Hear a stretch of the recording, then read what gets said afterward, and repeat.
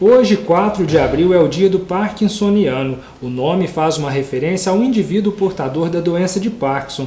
Doença esta que foi descrita pela primeira vez em 1817 pelo médico inglês James Parkinson. E é justamente para falar sobre a doença de Parkinson que hoje recebemos em nosso estúdio o médico neurologista Leonardo Baroni. Leonardo, seja bem-vindo ao Jornal TV Sul. Para a gente começar a nossa conversa, né, como que a doença de Parkinson ela afeta as pessoas? Né? Quais são os sintomas dessa doença?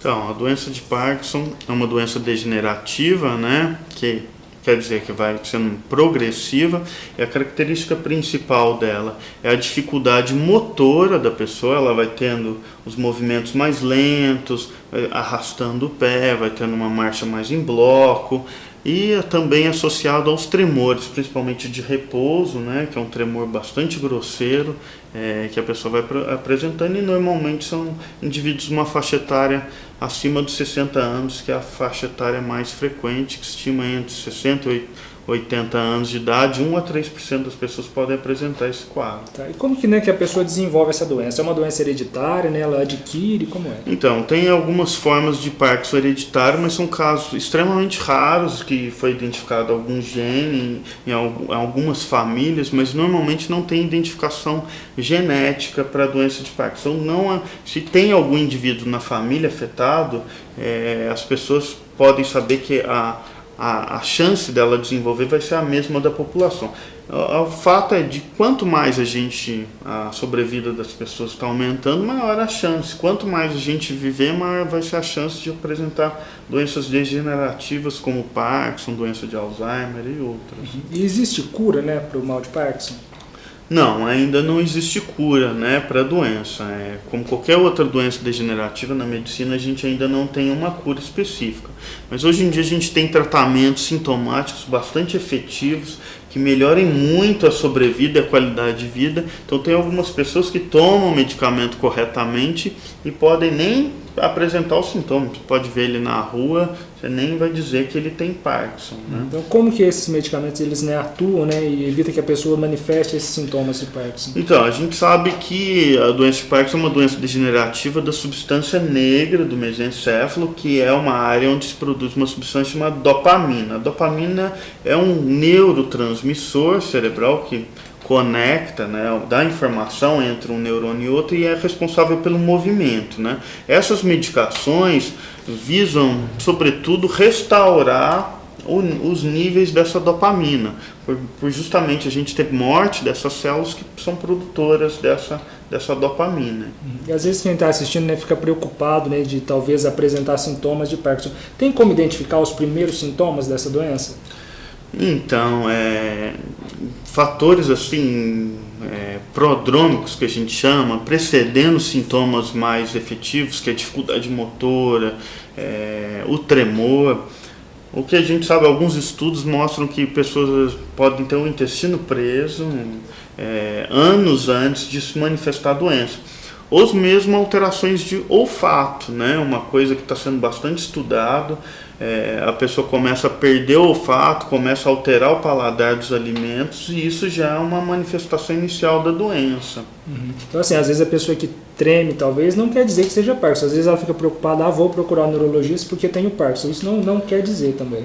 Não quer dizer, porque a gente vê muita gente começa com tremor com 20 anos, a família toda treme, que é só basicamente o tremor, e tem várias formas de tremor, tipo tremor essencial, que é um tremor familiar, acomete os membros da família. Normalmente ele até progride um pouquinho ao longo da vida, mas ele não vai ter dificuldade motora, nunca vai ter nada, e não é uma doença degenerativa, é uma doença benigna que você trata e a pessoa fica muito bem. Tá certo. E assim, às vezes a gente associa, né, a doença de Parkinson às pessoas idosas, mas pode acontecer também de pessoas mais jovens desenvolverem a doença? Então, tem os casos de Parkinson juvenil, né? O caso mais famoso é daquele ator americano, Michael J. Fox, né? Que fez aquele filme De Volta para o Futuro, que ele desenvolveu o Parkinson, ele tinha cerca de 40 anos na época, né? São casos raros, né, mas que podem se desenvolver antes dos 40 anos. Normalmente o que a gente pega é acima dos 60, 65 anos de idade. E pode acontecer também, você estava comentando antes da gente começar a entrevista, sobre o Parkinson secundário, né? O que seria isso? Então, o Parkinson secundário, tem várias formas de Parkinson secundário, né? Mas o mais importante que eu acho é o secundário ao uso de medicamentos. Tem vários medicamentos nas farmácias que são vendidos até sem prescrição, alguns medicamentos para labirintites, que popularmente falam-se assim, até medicamentos para a parte digestiva, que a pessoa pode tomar, e o uso continuado dessas medicações pode desenvolver um quadro exatamente igual a uma doença de Parkinson. Clinicamente, a pessoa, dificuldade motora, tremores, é exatamente igual. E tira o medicamento, a pessoa melhora. Só que não é uma retirada, parei hoje, amanhã estou bom. Às vezes leva de 6 meses a 1 ano para a pessoa restabelecer as funções normais. Então é extremamente perigoso tomar mesmo medicamentos que não necessitam de receituário nas farmácias, né? Sem orientação médica e sem fazer acompanhamento médico, e pode até desenvolver um quadro dessa maneira. E assim, embora não exista cura, né, para a doença de Parkinson, existem maneiras de se prevenir, talvez, né, levar uma vida num determinado ritmo, né, com atividades físicas, talvez, que se previna essa doença? Então, a gente ainda não tem uma maneira de proteger, né, uma prevenção de Parkinson. A gente sabe que pessoas que desenvolvem Parkinson, quanto mais manter atividade física, melhor parece que diminui a velocidade de progressão da doença, mas a gente ainda descobrir uma medicação ou algum método que previna isso ainda não foi descoberto. Tem algumas pesquisas de algumas substâncias neuroprotetoras, né? Todo mundo quer descobrir essa substância, mas ainda não se mostrou tão na realidade prática esse tipo de substância. E assim, no caso, quem tem, né, alguém com Parkinson na família, qual que é a orientação, né, a recomendação? É ficar sempre monitorando, acompanhando, para evitar, né, que talvez possa ter alguma consequência, né, pior da doença? Então, a complicação pior, né, da doença de Parkinson que a gente vê é principalmente quedas, né, pessoas de idade que já têm a idade, pelo Parkinson altera o equilíbrio, a pessoa fica meio enrijecida, então tem maior chance de quedas, de fraturas, né? O uso de medicações, normalmente você tem que dividir ao longo do dia, tem que ter uma monitorização certinha da medicação.